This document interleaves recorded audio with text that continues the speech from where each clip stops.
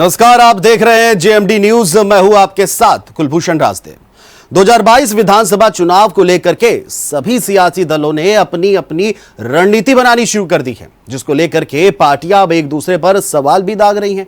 क्या उत्तर प्रदेश, क्या उत्तराखंड, क्या पंजाब, सभी जगहों पर सियासी हलचलें अब तेज हो चली हैं। और इसी पर है हमारा ये खास कार्यक्रम सियासी हलचल, जिसमें आज हम बात करेंगे कि आज पूरा दिन कौन सा सियासतदार कहां रहा।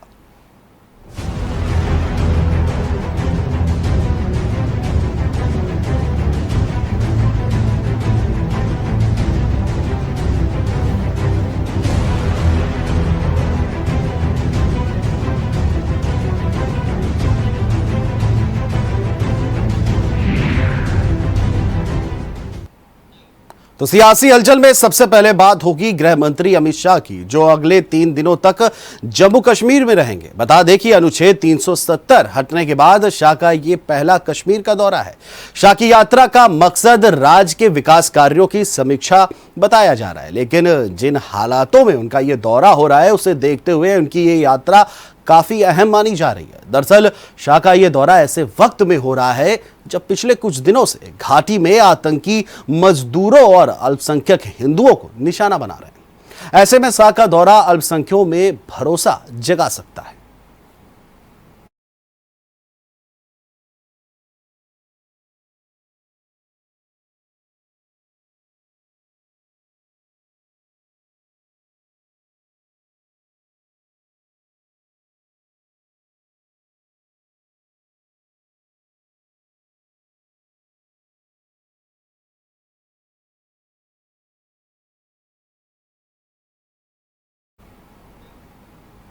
तो देखना यह होगा कि घाटी में जिस तरह से अमित शाह का दौरा है उसके बाद क्या आतंकी गतिविधियों में कोई कमी आ पाती है या नहीं। वहीं कांग्रेस की राष्ट्रीय महासचिव यानी प्रियंका गांधी वाड्रा ने आज बाराबंकी जिले से कांग्रेस की प्रतिज्ञा यात्रा का आगाज किया है। प्रियंका गांधी ने यूपी में किसानों का कर्ज माफ करने का एक बड़ा वादा किया। उन्होंने कहा कि कोरोना काल के बिजली के बिल भी माफ कर दिए जाएंगे। वहीं उन्होंने कहा कि ये प्रतिज्ञा यात्रा उत्तर प्रदेश के युवाओं के प्रति हमारे दृष्टिकोण और लक्ष्य को दिखाएगी। आपको बता दें कि इससे पहले प्रियंका गांधी ने युवाओं के लिए स्मार्टफोन और स्नातक पास लड़कियों के लिए स्कूटी देने का चुनावी वादा भी कर चुकी हैं। उन्होंने कहा कि कांग्रेस यूपी विधानसभा चुनाव में 40% सीटें महिलाओं को देगी।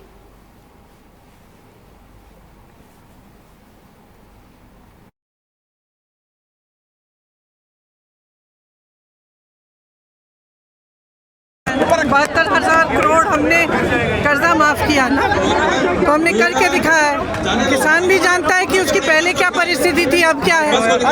ऐसा तो कभी नहीं हुआ कि किसान आंदोलन कर रहा है इतने महीनों के लिए, उसकी कोई सुनवाई नहीं है, कभी नहीं हुआ। आपको याद है कांग्रेस की सरकार में जब राजीव गांधी जी प्रधानमंत्री थे तो इसी तरह से एक बार किसानों का संघर्ष किया। राजीव गांधी जी ने अपना प्रोग्राम कैंसिल करके जाके किसानों से बात की। तो ये जो रवैया है, इनका व्यवहार जो है किसानों के प्रति, ये पहले कभी किसी सरकार ने ऐसा नहीं किया है कि किसान को एकदम एक तरफ कर दिया है कि आपकी सुनवाई नहीं होगी, आपके लिए हम कुछ करेंगे भी नहीं। मैम, अब जिस तरह से आई लखनऊ से, गड्ढे बहुत मिले होंगे आपको। सरकार कहती है कि गड्ढे अंदर बिल्कुल मुक्त कहते हैं, गड्ढे अभी तक हैं। सरकार जो भी वादा करे सरकार, वहाँ पे गड्ढे देखा होगा आपने। सरकार का दावा है कि तो देखिए, ये सरकार कहती है कि विकास किया है, मुझे विकास नहीं दिख रहा है। सरकार कहती है कि लॉ एंड ऑर्डर में नंबर 1 है उत्तर प्रदेश। नंबर 1 किसी भी हालत में नहीं है, ये हम रोज देख रहे हैं। जो भी उत्तर प्रदेश में रहता है वो जानता है कि क्या परिस्थितियां हैं, क्या हालात हैं। आपके कार्यक्रम 100 करोड़ लोगों को जो वैक्सीन लगा दी गई है, इस पर क्या कहना चाहेंगे? क्या कहूँ, अच्छा है कि वैक्सीन लगी है, लेकिन बहुत सारा काम है जो कोरोना में जो हुआ वो किसकी जिम्मेदारी थी। जो दूसरी वेव, कोरोना की दूसरी वेव में जिस तरह से प्रशासन ने, सरकार ने पब्लिक पर आक्रमण किया, तब कहाँ थी सरकार। आपके कार्यक्रम को परमिशन और ये वैक्सीन पिछले साल लगनी चाहिए थी। आपको मालूम है कि अमेरिका ने ऑर्डर दिया जुलाई 2020 में, हमने 2021 की जनवरी में पहला ऑर्डर दिया है वैक्सीन के लिए। तो हाँ, ये बड़ी उपलब्धि है, लेकिन मैं पूछना चाहती हूँ कि पिछले साल क्यों नहीं शुरू किया ये वैक्सीन देना। तो आपने देखा कि एक तरफ उत्तर प्रदेश में कांग्रेस जो है एक के बाद एक वादे करके विधानसभा चुनाव में अपनी पैठ को मजबूत करना चाहती है, तो दूसरी तरफ पंजाब में कांग्रेस में कलह थमने का नाम नहीं ले रही है। जी हां, बता दें कि कैप्टन और सिद्धू में शुरू हुई लड़ाई अब असुरा आलम तक पहुंच गई है। पंजाब गृह मंत्री रंधावा ने अरुसा आलम के आईएसआई से संबंधों की जांच के आदेश जारी कर दिए हैं। वहीं इससे भड़के कैप्टन अमरिंदर सिंह ने गृह मंत्री सुखजिंदर सिंह रंधावा को एक के बाद एक ट्वीट के जरिए आड़े हाथों ले लिया। उन्होंने रंधावा की कार्यप्रणाली पर भी सवाल उठाते हुए कहा कि सूबे के पुलिस महानिदेशक को एक ऐसे मामले की जांच में लगा दिया है जिसका कोई आधार ही नहीं है।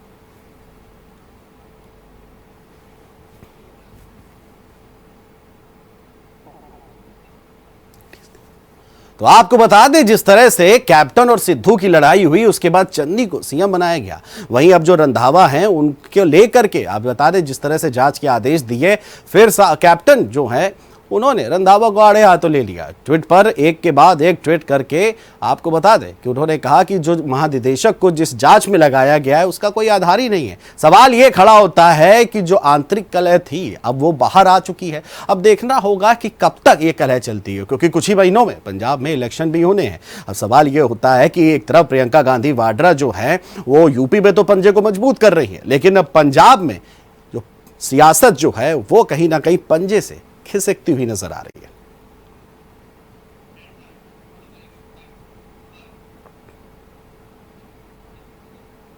और हमीरपुर के दौरे से लौटे उप मुख्यमंत्री डॉक्टर दिनेश शर्मा ने कानपुर के सर्किट हाउस में आराम किया।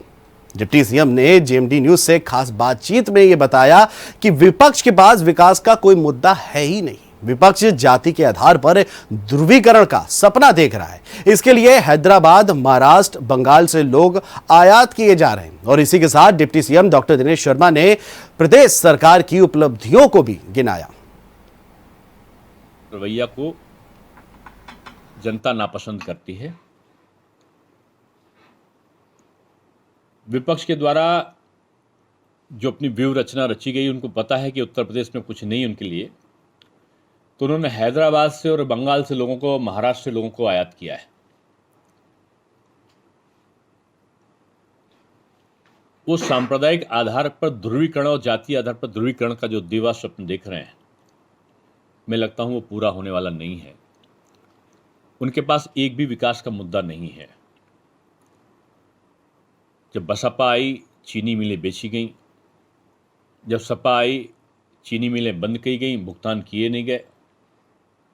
आज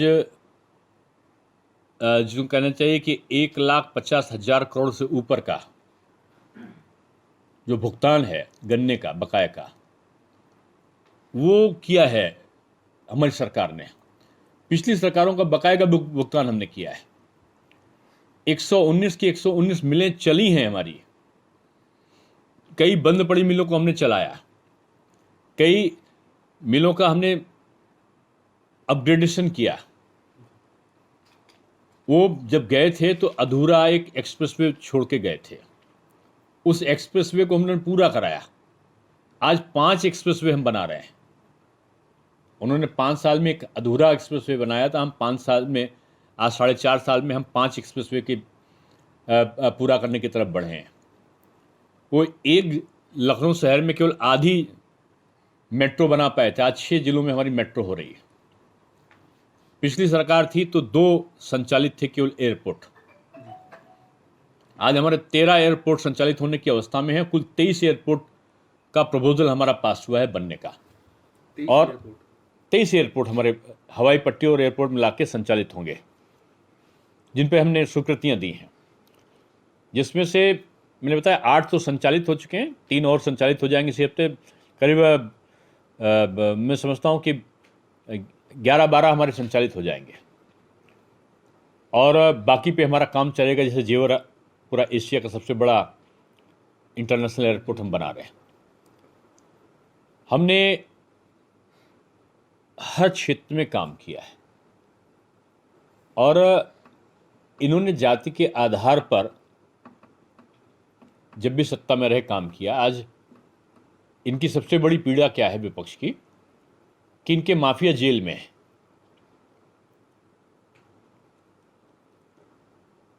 अभी आज मुझे हमीरपुर पे लोग बता रहे थे, एक दल की अभी यात्रा आई थी, वहां सैकड़ों लोगों के मोबाइल गायब हो गए उस यात्रा के अंदर से। ये मैं नहीं कह रहा हूं, आपके अखबार समाचार पत्र कह रहे हैं। और ऐसे ऐसे दबंग लोगों की आकृतियां दिखी थीं जो 4.5 साल तक दबे पड़े थे। उन दबंग लोगों का जो आतंक था उससे जनता मुक्त थी। वो दबंग अपने कटघरों से निकलकर बाहर आ रहे हैं। बाहुबली, ये एक गलत संकेत जा रहा है। समूल अपराध को समूल नाश करने के लिए, अपराध को समूल समाप्त करने के लिए कृत संकल्प रहेगी और अपराधियों के खिलाफ सघन अभियान चलाएगी। साथ में नौजवानों के रोजगार के लिए जैसे अभी 4.5 लाख हमने नौकरियां दी हैं और एक भी नौकरी में कोई शिकायत नहीं आई है। 2 करोड़ से ऊपर लोगों को हमने रोजगार सृजित किया है और 2 करोड़ से ऊपर लोगों को रोजगार जो सृजित किया है उसमें आप ये कह सकते हैं कि जो लघु उद्योग से संबंधित है उसमें ज़्यादातर वन डिस्ट्रिक्ट वन प्रोडक्ट है, इस प्रकार के उसमें सृजित हुए। 5 लाख तो स्टार्टअप से रोजगार सृजित हुए। IT इलेक्ट्रॉनिक्स का जो हब बना है 5 लाख से ऊपर वहाँ पे रोजगार सृजित हुए, यानी करोड़ों में रोजगार भी सृजित हुए। 3.5 लाख से ऊपर संविदा के लोगों को नौकरी मिली, 4.5 लाख गवर्नमेंट की सर्विस मिली, यानी नौजवानों को रोजगार के भी अवसर मिले, ऋणों को भी दिया गया और उनके नई शिक्षा नीति के माध्यम से पाठ्यक्रमों को भी रोजगार से जोड़ा गया। हमने किसान के लिए, नौजवान के लिए, महिलाओं के लिए भी मिशन शक्ति के आधार पर महिलाओं की नौकरियों में जो उनकी प्रोन्नति हुई है, ज़्यादा अधिकांश लोग चयनित हुए महिलाएं हमारी आई हैं। एंटी रोमियो स्क्वाड को हमने किया है, यानी हर तरफ हमने उनके सशक्तिकरण के प्रयास किए हैं। इसलिए विपक्ष जो है अब अनर्गल प्रलाप करके जो बीजेपी का प्लस पॉइंट हैं उनके बारे में वक्तव्य देके उस महत्व को कम करने का प्रयत्न करना चाहती है। एक दल तो 4.5 साल तक बिल्कुल गायब रहा। दिल्ली से यात्रा करने के लिए उसके 2 तीर्थयात्री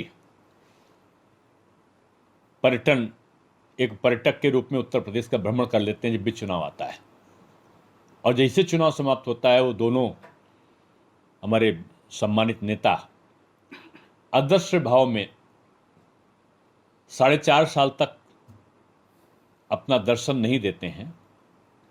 4.5 साल के बाद पुनः चुनाव में सक्रिय हो जाते हैं और नए नए मुद्दों को लेकर मीडिया ट्रायल करते हैं। तो आज विपक्ष मीडिया ट्रायल में मस्त है और हम आज भी जनता के बीच में काम करने के लिए लगातार चल रहे हैं। और वहीं उत्तर प्रदेश में आगामी 2022 के विधानसभा चुनाव को लेकर के योगी सरकार प्रदेश को अपराध मुक्त करने वाली छवि बनाने में जुटी है, तो वहीं दूसरी ओर उन्हीं की पार्टी के दिग्गज नेता भरे मंच से महिलाओं की सुरक्षा के सवाल पर लड़कियों को शाम को बाहर न निकलने की नसीहत दे रहे हैं। दरअसल उत्तराखंड की पूर्व राज्यपाल और भाजपा की राष्ट्रीय उपाध्यक्ष बेबी रानी मौर्य ने वाराणसी में एक कार्यक्रम में कहा कि महिलाएं शाम 6 बजे के बाद थाने ना जाएं। बता दें कि बेबी रानी मौर्य वाराणसी में भाजपा के वाल्मीकि महोत्सव के तहत मलिन बस्ती में महिलाओं को संबोधित कर रही थी। इस दौरान उन्होंने महिलाओं को शाम 6 बजे के बाद थाने ना जाने की सलाह दे दी। इतना ही नहीं, उन्होंने किसानों को खाद ना मिलने पर की बात पर भी अपनी बेबसी जाहिर की है। के नाम से एक महिला अधिकारी, एक सब इंस्पेक्टर वहां बैठती है, लेकिन एक बात मैं जरूर कहूंगी, 5 बजे के बाद, अंधेरा होने के बाद कभी थाने मत जाना। फिर अगले दिन सुबह जाना। जाओ तो अपने घर से किसी भाई को, अपने पति को या अपने पिता को साथ लेके जाना अगर जरूरी हो तो, लेकिन महिलाओं के लिए ये काम। तो उत्तर प्रदेश में घटित होने वाले हर एक घटनाक्रम पर राजनीति तूल पकड़ रही है। बता दें कि कुछ दिन पहले आगरा जिले में सफाई कर्मी के पद पर तैनात एक दलित युवक अरुण कुमार की पुलिस कस्टडी में मौत की खबर सामने आई थी। इसके बाद तमाम पार्टियों के मुखिया मृतक व्यक्ति के घर राजनीतिक रोटियां सेकने के लिए जाने लगे। कुछ नेताओं को तो यूपी पुलिस ने कानून व्यवस्था बनाए रखने के नाम पर रास्ते में ही रोक लिया, तो कुछ मृतक के घर पहुंचने में सफल रहे। वहीं भीम आर्मी के प्रमुख चंद्रशेखर आजाद रावण ने पुलिस कस्टडी में मृतक हुए व्यक्ति के परिजनों से आज मुलाकात की और वहीं इस दौरान उन्होंने सरकार पर जमकर हमला बोला। उन्होंने कहा कि प्रदेश में पूरी तरह से जंगल राज अब कायम हो चला है।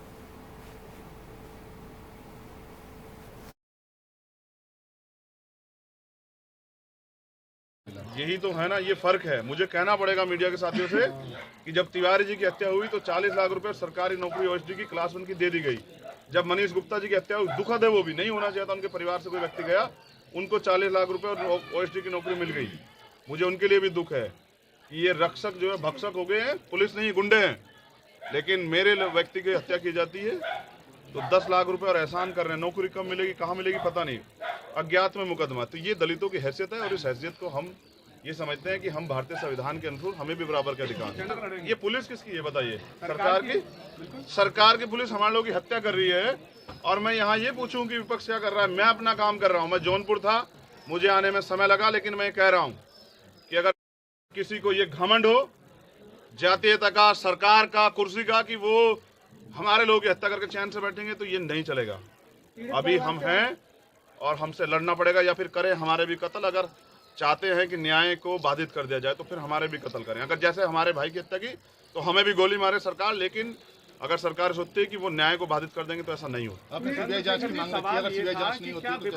मुझे तो पता है, मैं तो अपनी मांग रख रहा हूँ। जो परिवार चाहता है नहीं होगी, उसको करवाने के लिए तो हम लोग हैं। जिनका जो होना था वो हो चुका। हाथरस में भी हुआ था, आपको याद है ना? मैं 1 साल बाद भी गया वहाँ, आश्वासन से कुछ नहीं मिला। मेरा काम है ये, मैं यहाँ जन्मा हूँ, इन लोगों की सुरक्षा करना और इनके हितों के लिए लड़ना, ये मेरा काम है। मैं अपनी ड्यूटी कर रहा हूँ। मैं दूर था जौनपुर, इसलिए नहीं पहुँच पाया। लेकिन मैं ये भी समझता हूँ कि जिस सरकार में दलितों की हत्या हो रही है, उस मुख्यमंत्री कुर्सी बैठने का किसने अधिकार दिया? अगर वो उस प्रदेश की जनता को सुरक्षित नहीं रख सकता तो वो कुर्सी पे क्यों बैठा है? एसएसपी किस मुंह से हमसे आंख मिलाएंगे?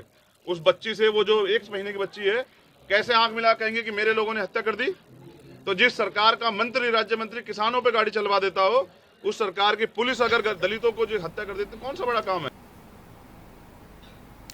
तो देखिए, छोटा हो या बड़ा, तमाम मुद्दों को सियासत की अंगीठी में जलाया जाता है और तमाम सियासतदारों के साथ उसमें अपनी अपनी सियासी रोटियां सेकी जाती है। यही जो है सियासत की पहचान होती है।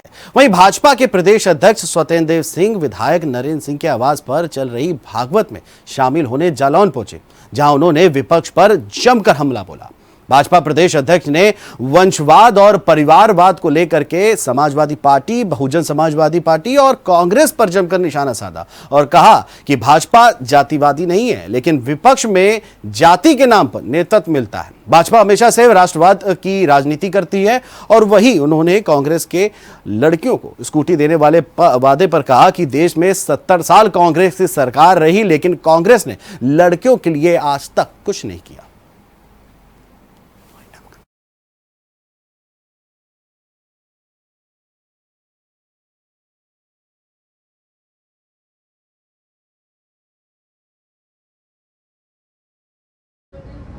नेता के आधार पर चुनाव होता है और संगठन के आधार पर।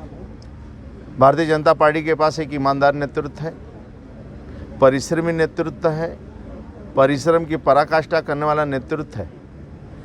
न जातिवाद है, न क्षेत्रवाद है, न परिवारवाद है, न वंशवाद है।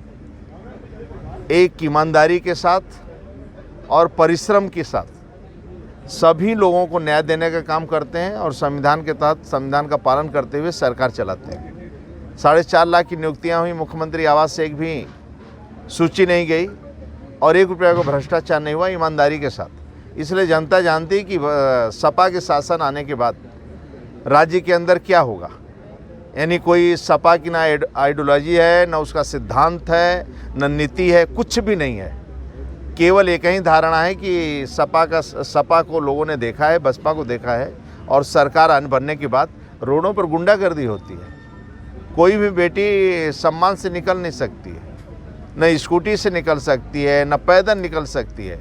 आज आदमी योगी जी के शासन में उत्तर प्रदेश के अंदर लखनऊ के अंदर 12 बजे रात को जाकर किसी रेस्टोरेंट में बैठकर भोजन कर सकती है, कालपी में कर सकती है, उरई में कर सकती है।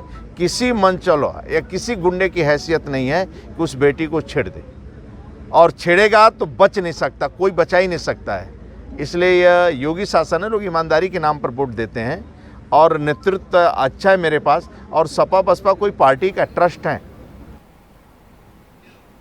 और वहीं कानपुर से महाराजपुर विधानसभा के विधायक और कैबिनेट मंत्री सतीश महाना ने, आपको बता दें कि कई बात करी है, क्या कुछ कहा है सतीश महाना ने, वो हम आपको बताते हैं। मेरे को आज इस बात की प्रसन्नता है कि महाराजपुर विधानसभा क्षेत्र का वो एरिया जो छावनी विधानसभा क्षेत्र के परिसीमन के बाद नया जुड़ा, आज उसमें 95% काम मेरे द्वारा कराया गया है। बांस बल्ली के ऊपर जो तारें जोड़ती थी मैंने पक्के पोल लगवा दिए, ABC लाइन लगवा दी, हर गली को मैंने पक्का करवा दिया, जल निकासी के संसाधन दे दिए, नाली बनवा दी। के बाद भी काम कराया गया है। उन्होंने कहा था कि जब ये विधानसभा हमको मिली तब काफी पिछड़ी हुई थी, लेकिन अपनी जिम्मेदारी को समझते हुए काम किया। और पहले इस क्षेत्र में काफी समस्या थी, सड़कें खराब थी, लेकिन अब महाराजपुर क्षेत्र का वह एरिया जो विधानसभा में जुड़ा, वहां पर सभी विकास कार्य कराए। उनका कहना था कि चुनाव में हम जनता के बीच में अपनी उपलब्धियां लेकर जाएंगे। अक्सर देखा गया है कि कई पार्टियां दूसरों की बुराई दिखाकर वोट मांगने का काम करती है, लेकिन भाजपा अपने काम दिखाकर वोट मांगती है। और जिस समय काम दिखाई पड़ता है उस समय जनता का विश्वास भी बढ़ता है और जनता का समर्थन भी मिलता है।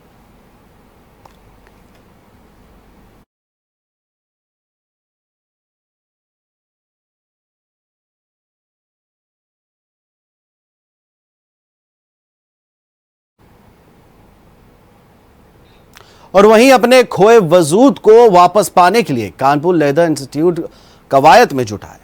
सरकारों द्वारा लाई गई योजनाओं के तहत लेदर इंडस्ट्रीज को बढ़ावा दिया जा रहा है और इसी कड़ी में इंटरनेशनल टेस्टिंग लैब और leather sector skill council certificate वितरण के शिलान्यास समारोह का आयोजन होटल लैंडमार्क में किया गया। सम्मेलन की अध्यक्षता भारत सरकार के वाणिज्य और उद्योग मंत्रालय की राज्य मंत्री अनुप्रिया पटेल और चमड़ा क्षेत्र के प्रतिष्ठित उद्योग सदस्यों ने की। सभी चमड़ा व्यापारियों के प्रमाण पत्रों से नवाजा गया और इस दौरान केंद्रीय मंत्री ने बताया कि सरकार का चमड़ा व्यापार को बढ़ाने का ये प्रयास सराहनीय है और जल्द कानपुर फिर से चमड़ों के लिए विख्यात होगा।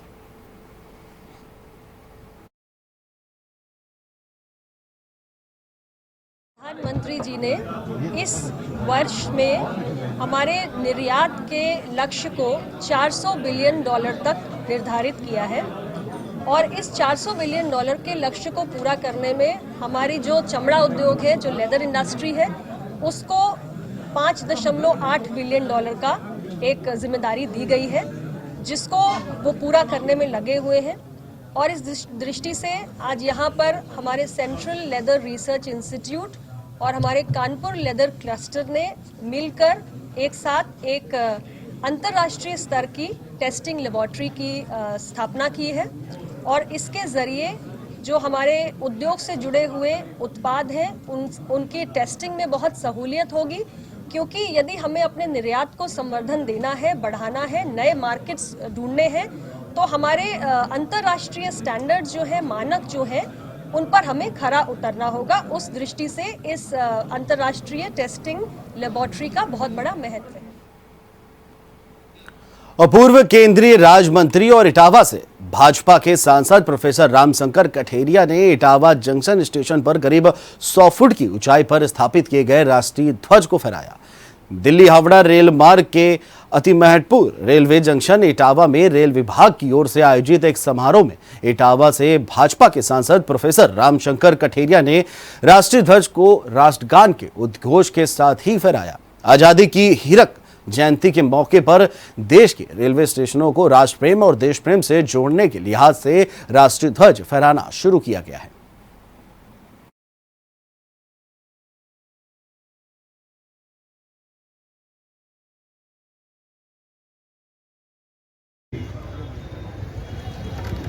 कि हमारा इतना पुराना इटावा रेलवे स्टेशन है, जंक्शन है, यहाँ पर और बड़े स्टेशनों की तरह तिरंगा झंडा लगाया जाए तो अच्छा है। और उन्होंने उस समय कहा था कि आने वाले समय में हम इसको ध्यान रख करके पूरा करेंगे। और मुझे प्रसन्नता है कि आज हम सब लोग रेलवे स्टेशन पर ये राष्ट्रीय ध्वज को हम सब ने फहराया है। ये हमारा गौरव है, राष्ट्र का हमारा प्रतीक है। हम सब लोग स्वाभिमान से और ये गर्व से रेलवे विभाग को के प्रति आभार व्यक्त करता हुआ हमारे वर्तमान प्रधानमंत्री और देश के लोकप्रिय नेता माननीय नरेंद्र मोदी ने पूरे देश को राष्ट्र से जोड़ने के लिए एक अभूतपूर्व अभियान लिया है। और आप जब कभी इटावा में इस उन्नत स्तंभ को देखेंगे, इस पर लहराते हुए तिरंगे को देखेंगे, तो निश्चित रूप से हमारी राष्ट्रीय भावना को बहुत बल मिलेगा। आप दुनिया के किसी देश में जाइए तो आपको वहाँ हर जगह उस देश का राष्ट्रध्वज लहराता हुआ मिलेगा प्रतिदिन। मुझे उम्मीद है कि ये राष्ट्रीय ध्वज प्रतिदिन सम्मान के साथ यहाँ लहराया जाएगा और प्रतिदिन सम्मान के साथ उसका अवतरण कर उसे सम्मानित किया जाएगा। रेल विभाग इसकी व्यवस्था देखेगा। एक बार इस स्टेशन पर आने के बाद हर यात्री को प्रेरणा मिलनी चाहिए। मैं रेलवे के अधिकारियों को भी बहुत बहुत धन्यवाद देता हूँ, जिन्होंने माननीय सांसद जी की इच्छा का और पूरे राष्ट्र की इच्छा का सम्मान करते हुए यह विशाल कार्यक्रम किया है। तो जैसे जैसे मौसम में ठंडक दस्तक दे रही है, वैसे वैसे सियासत का पारा भी चढ़ता जा रहा है। फिलहाल हमारी खास पेशकश सियासी हलचल में आज के लिए इतना ही। फिर हाजिर होंगे सियासत और सियासतदारों से जुड़ी कुछ बड़ी खबरों के साथ। तब तक के लिए मैं लूंगा आपसे इजाजत। नमस्कार।